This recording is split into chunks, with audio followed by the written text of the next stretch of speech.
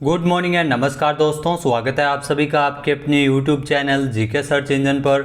आज है 18 मई और 18 मई से रिलेटेड राजस्थान करंट अफेयर्स के जितने भी इंपॉर्टेंट क्वेश्चन हैं सभी हम इस वीडियो में डिस्कस करने वाले हैं। तो पूरा वीडियो बहुत ध्यान से देखना और वीडियो के एंड में मैं आपसे क्वेश्चन पूछूंगा जिसका आंसर आपको कमेंट बॉक्स में देना है। कल के वीडियो में मैंने आपसे क्वेश्चन पूछा था जो था राजस्थान घरेलू यात्रा मार्ट के दूसरे संस्करण का आयोजन कहाँ किया जाएगा। तो इसका आयोजन है वो राजस्थान की राजधानी जयपुर में किया जाएगा। बी ऑप्शन यहाँ पर बिल्कुल सही था। जिन दोस्तों ने बी ऑप्शन कमेंट बॉक्स में सही जवाब दिया था उनको हार्दिक शुभकामनाएं। राजस्थान पर्यटन विभाग तथा federation of hospitality and tourism Rajasthan द्वारा 22 से लेकर 24 जुलाई 2022 तक जयपुर में राजस्थान घरेलू यात्रा मार्ट के दूसरे संस्करण की सह मेजबानी करेंगे। 3 दिवसीय इस एक्सपो में राज्य के होटलों, ट्रैवल एजेंटों तथा टूर ऑपरेटरों को देश भर के ट्रैवल एजेंटों को अपने उत्पादों की दिखाने की अनुमति दी जाएगी। हाल ही में जारी की गई राजस्थान फिल्म पर्यटन संवर्धन नीति, इसके अलावा अतिथि गृह योजना, संशोधित होम स्टे योजना, इसके अलावा संशोधित जो विस्तृत दिशा निर्देशों के अनुसार राजस्थान पर्यटन की पहल को बढ़ावा देने के लिए इसका आयोजन है वो किया जा रहा है। तो राजस्थान घरेलू यात्रा मार्ट इसका दूसरा संस्करण है जिसका आयोजन जयपुर में किया जाएगा। चलिए स्टार्ट करते हैं आज के करंट अफेयर्स। पहला क्वेश्चन है राजस्थान आर्किटेक्चर फेस्टिवल 20 से लेकर 22 मई तक कहां आयोजित किया जाएगा। तो राजस्थान आर्किटेक्चर फेस्टिवल जो 20 से लेकर 22 मई तक इसका आयोजन है वो राजस्थान की राजधानी जयपुर में होगा। बी ऑप्शन यहाँ पर बिल्कुल सही है। आइए जानते हैं इंपॉर्टेंट फैक्ट्स। तो Indian institute of architects Rajasthan chapter देश में आर्किटेक्चर पर 3 दिवसीय सबसे बड़े कॉन्क्लेव की मेज़बानी करने के लिए पूरी तरह तैयार है।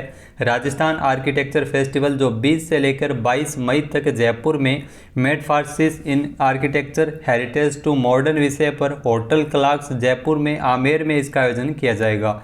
Indian institute of architect Rajasthan chapter के प्रमुख आयोजनों में से एक उत्सव है और यह ऐतिहासिक कार्यक्रम बनाने के लिए जो आर्किटेक्चर कम्युनिटी को एकीकृत करता है। तो इसका आयोजन है वो किया जाएगा 20 से लेकर 22 मई तक जयपुर में। और इसके अलावा आपको बता दें कि इसमें दुनिया भर के 26 से अधिक देशों से 1500 से अधिक वास्तुकारों, डिजाइनरों के साथ साथ महोत्सव का उद्घाटन राजस्थान के मुख्यमंत्री अशोक गहलोत और अतिथि यूडीएच मंत्री शांति धारीवाल द्वारा किया गया था। इसके अलावा नेक्स्ट क्वेश्चन है हाल ही में राजस्थान हाईकोर्ट के अगले मुख्य न्यायाधीश कौन होंगे। तो ये आप जरूर ध्यान रखना, राजस्थान हाईकोर्ट के अगले मुख्य न्यायाधीश हो सकते हैं एस शिंदे। ए ऑप्शन यहाँ पर बिल्कुल सही है। जो आपको तस्वीर में दिखाई दे रहे हैं एस शिंदे ये राजस्थान हाईकोर्ट के नए मुख्य न्यायाधीश होंगे। आइए जानते हैं इंपॉर्टेंट फैक्ट्स। तो बॉम्बे हाईकोर्ट के न्यायाधीश एस शिंदे जो राजस्थान हाईकोर्ट के अगले मुख्य न्यायाधीश हो सकते हैं, यानी ये फाइनल ही है, सिर्फ को अपॉर्चुनिटी इसमें बाकी है। सुप्रीम कोर्ट कॉलेजियम ने उनके नाम की सिफारिश की है, कॉलेजियम के द्वारा नाम की सिफारिश की गई है।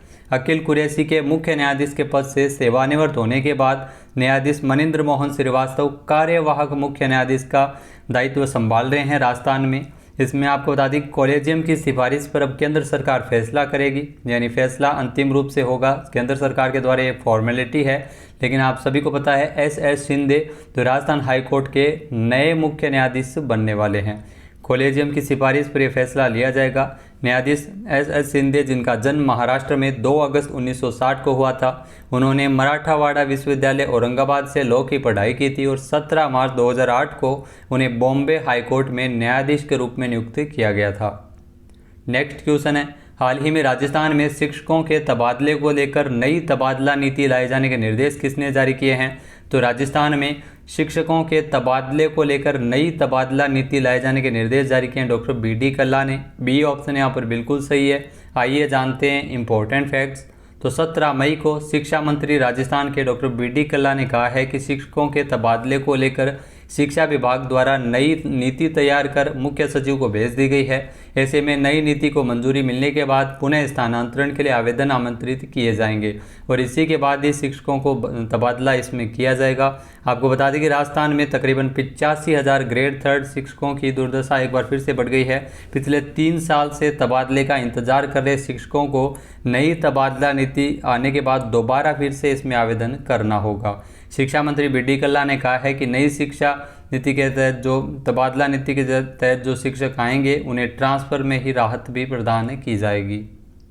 नेक्स्ट क्वेश्चन है हाल ही में राजस्थान में 2 साल बाद जंगलों में वन्य जीवों की गणना की शुरुआत कब से की गई है? तो राजस्थान में 2 साल बाद फिर से जो जंगलों में वन्य जीवों की गणना की शुरुआत है वो 16 मई को की गई है। ए ऑप्शन यहाँ पर बिल्कुल सही है। आइए जानते हैं इंपॉर्टेंट फैक्ट्स। तो राजस्थान में 2 साल बाद जंगलों में वन्य जीवों की गणना की जा रही है। 16 मई को सुबह 8 बजे से राजस्थान के सभी जंगलों में 27 सेंचुरी में वन्य जीवों की गणना शुरू हो गई है। जंगलों में वाटर पॉइंट्स लगातार 24 घंटे इसमें निगरानी की जा रही है। साथ ही साथ वनकर्मियों के साथ वन्य जीव प्रेमी मचान पर बैठकर वन्य जीवों की गणना है वो कर रहे हैं। 16 मई से इसकी शुरुआत है वो हुई है। जंगलों में मचान पर बैठकर वन्य जीवों की 24 से अधिक प्रजातियों की इसमें गणना की जा रही है। और इस बार जो एक खास तकनीक का भी प्रयोग किया जा रहा है, जिसमें आपको बता दें कि वन्य जीव गणना वाटर होल पद्धति के आधार पर की जा रही है, क्योंकि वन्य जीव गणना में मुख्य आधार सभी जल स्रोत होते हैं। वन क्षेत्रों में वन विभाग की ओर से वाटर पॉइंट्स इसमें बनाए जाते हैं। नेक्स्ट क्वेश्चन है, हाल ही में राजस्थान में 10 दिवसीय राष्ट्रीय सहकार मसाला मेला 2022 कहाँ आयोजित किया गया था? तो राजस्थान के जयपुर में इस राष्ट्रीय सहकार मसाला मेला 2022 का आयोजन किया गया था। बी ऑप्शन यहाँ पर बिल्कुल सही है। आइए जानते हैं इंपॉर्टेंट फैक्ट्स। तो 10 दिवसीय राष्ट्रीय सहकार मसाला मेला 2022 जिसका आयोजन जयपुर के जवाहर कला केंद्र में दक्षिण परिसर में 30 अप्रैल से लेकर 9 मई तक किया गया था। कोविड-19 के कारण पिछले 2 वर्षों से इस मेले का आयोजन नहीं हो सका है। सहकारिता के क्षेत्र में राजस्थान देश का एकमात्र ऐसा प्रदेश है जो पिछले कई वर्षों से सहकार मसाला मेले का आयोजन करता आ रहा है, जहां पर आमजनों को शुद्ध मसाले उपलब्ध करवाने की पहल की जाती है। नेक्स्ट क्वेश्चन है, हाल ही में राजस्थान के किस जिले में 3 दिवसीय थार महोत्सव आयोजित किया गया था? तो ध्यान रखना 3 दिवसीय थार महोत्सव जिसका आयोजन किया गया था बाड़मेर में। सी ऑप्शन यहाँ पर बिल्कुल सही है। आइए जानते हैं इंपॉर्टेंट फैक्ट्स। तो बाड़मेर में तकरीबन 9 साल से बंद 3 दिवसीय थार महोत्सव जो 28 मार्च से शोभा यात्रा के साथ इसको आयोजित किया गया था। स्थानीय लोक कलाकारों के प्रोत्साहित की इसमें किया गया था। साथ ही साथ थार महोत्सव की शुरुआत की अगर बात की जाए तो 1986 में बाड़मेर जिले की कला संस्कृति तथा पर्यटन को बढ़ावा देने के लिए 1986 में इसकी शुरुआत की गई थी। तो ये 3 दिवसीय थार महोत्सव जो 28 मार्च से बाड़मेर में शुरू हुआ था। आपको बता दें कि पिछले प्रशासन की लापरवाही और पिछले 9 साल से जनप्रतिनिधियों की उदासीनता के कारण यह थार महोत्सव पहले आयोजित नहीं किया गया था। 2012 में इसको बंद कर दिया गया था। एक बार फिर से इसकी शुरुआत है वो की गई है। नेक्स्ट है, हाल ही में प्रसिद्ध अंतर्राष्ट्रीय गजल गायक राजकुमार रिजवी का निधन हुआ है। उनका संबंध राजस्थान के किस जिले से रहा है? तो राजकुमार रिजवी है वो राजस्थान के झुंझुनू जिले से संबंधित है। सी ऑप्शन यहाँ पर बिल्कुल सही है। अंतर्राष्ट्रीय गजल गायक राजकुमार रिजवी जो झुंझुनू से है, इनका हाल ही में निधन हो गया है। आइए जानते हैं इंपॉर्टेंट फैक्ट्स। तो अंतर्राष्ट्रीय गजल गायक राजकुमार रिजवी जिनका 6 मार्च को मुंबई में निधन हो गया था, राजस्थान के झुंझुनू जिले के मंडावा कस्बे के रहने वाले थे राजकुमार रिजवी। राजकुमार रिजवी ने 1976 में बनी सुपरहिट फिल्म लैला मजनू के टाइटल सॉन्ग के अलावा कई बॉलीवुड फिल्मों में गानों और गज़लों के माध्यम से अपनी आवाज़ दी है। ये मेहंदी हसन के प्रथम शिष्य भी बने थे। राजकुमार रिजवी ने राजस्थानी फिल्म मुम्मल सहित कई अन्य फिल्मों में भी गाया है और संगीत दिया है। उन्होंने बिरजू महाराज, कथक और केलुचरण महापात्र ओडिसी के लिए कुछ नृत्य धुनें भी तैयार की थी। नेक्स्ट है, राजस्थान का पहला एजुकेशन हब कितने करोड़ रुपए की लागत से जयपुर में बनाया जा रहा है? तो जयपुर में राजस्थान का पहला एजुकेशन हब बन रहा है, ये आप जरूर ध्यान रखें। और इसको 400 करोड़ रुपए की लागत से बनाया जा रहा है। आइए जानते हैं इंपॉर्टेंट फैक्ट्स। तो राजस्थान की राजधानी जयपुर में शिक्षा के क्षेत्र में परिवर्तन होने जा रहा है। World famous tourist city pink city Jaipur में नया एजुकेशन हब तैयार किया जा रहा है। सीएम अशोक गहलोत ने बजट में गुलाबी नगरी जयपुर में राजस्थान का पहला एजुकेशन हब बनाए जाने की घोषणा की थी और इस पर तकरीबन 400 करोड़ रुपए की लागत है वो आएगी। जयपुर के वीवीआईपी रोड जवाहरलाल नेहरू मार्ग में ये एजुकेशन हब है वो डेवलप किया जा रहा है। तकरीबन 400 करोड़ रुपए की लागत से बनाए जा रहे इस एजुकेशन हब में देश भर में अपनी तरह अलग पहचान बनाए रखने के लिए मेगा प्लान है वो इसमें तैयार किया जाएगा, जिसमें आपको बता दें कि कोचिंग प्रदान की जाएगी। बड़ा एजुकेशन हब है वो 400 करोड़ रुपए की लागत से बनाया जा रहा है। नेक्स्ट है, विश्व दूरसंचार और सूचना समाज दिवस निम्न में से किस दिन मनाया जाता है? तो विश्व दूरसंचार और सूचना समाज दिवस है वो 17 मई को मनाया जाता है। ए ऑप्शन यहाँ पर बिल्कुल सही है। आइए जानते हैं इंपॉर्टेंट फैक्ट्स। तो हर साल 17 मई को विश्व दूरसंचार और सूचना समाज दिवस यानी world telecommunication and information society day मनाया जाता है। विश्व दूरसंचार दिवस पहली बार 1969 में बनाया गया था।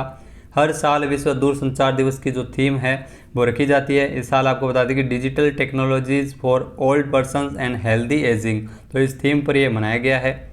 इसके अलावा आपको बता दें कि विश्व दूरसंचार का मुख्य उद्देश्य सुदूर और ग्रामीण क्षेत्रों में रहने वाले लोगों के लिए सूचना और संचार इन दोनों को आसानी से सुलभ बनाना है। नेक्स्ट है, हाल ही में किस देश के राष्ट्रपति इमैनुअल मैक्रोन ने लेबर पार्टी की नेता एलिजाबेथ बोर्न को देश की नई प्रधानमंत्री नियुक्त किया है? तो आपको बता दें कि फ्रांस से संबंधित है। इमैनुअल मैक्रोन जो राष्ट्रपति है फ्रांस के, उनके द्वारा एलिजाबेथ बोर्न को फ्रांस की नई प्रधानमंत्री नियुक्त किया गया है। बी ऑप्शन यहाँ पर बिल्कुल सही है। आइए जानते हैं इंपॉर्टेंट फैक्ट्स। तो फ्रांस के राष्ट्रपति इमैनुअल मैक्रोन ने लेबर पार्टी की नेता एलिजाबेथ बोर्न को फ्रांस की नई प्रधानमंत्री नियुक्त किया है। 30 साल में दूसरी बार किसी महिला को फ्रांस का प्रधानमंत्री बनाया गया है। फ्रांस के प्रधानमंत्री जां कास्तेक्स ने पिछले महीने मध्य मार्गी इमैनुअल मैक्रों के दोबारा राष्ट्रपति चुने जाने के अपेक्षित कदम के तहत 16 मई को इस्तीफा दिया था और हाल ही में एलिजाबेथ बोर्न को फ्रांस की नई प्रधानमंत्री चुना गया है। इसमें आपको बता दें कि एलिजाबेथ बोर्न, जिनका जन्म 21 अप्रैल 1926 को उनके दादा जॉर्ज पंचम के शासनकाल के दौरान लंदन में इनका जन्म हुआ था। अब बात कर लेते हैं आज के हमारे क्विज की। तो आज का हमारा क्विज है, राजस्थान में आदिवासियों का प्रयाग कहे जाने वाले बेणेश्वर धाम में हाई लेवल पुल का शिलान्यास किसके द्वारा किया गया था? एक बार फिर से सुनिएगा। राजस्थान में आदिवासियों का प्रयाग कहे जाने वाले बेणेश्वर धाम में हाई लेवल पुल का शिलान्यास किसने किया था? इसका सही आंसर आपको कमेंट बॉक्स में देना है। और अगर ये वीडियो आपको पसंद आए तो इसे लाइक और शेयर जरूर कीजिएगा। साथ ही साथ हमारे चैनल को भी जरूर सब्सक्राइब करें। वीडियो की जो PDF फाइल है वो आप वीडियो के डिस्क्रिप्शन बॉक्स से डाउनलोड कर सकते हैं और इस क्वेश्चन का आंसर आप वोट करके भी कर सकते हैं। वीडियो देखने के लिए धन्यवाद। जय हिंद, जय भारत, जय राजस्थान।